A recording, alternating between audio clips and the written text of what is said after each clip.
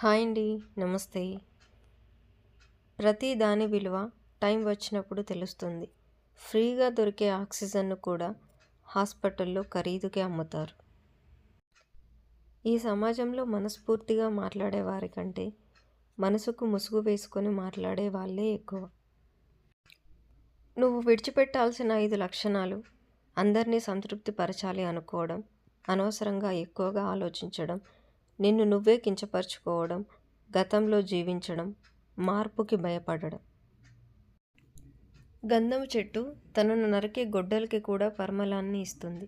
అలాగే మంచి వ్యక్తిత్వం ఉన్నవాడు తనను దూషించే వారికి కూడా మంచే చేస్తాడు.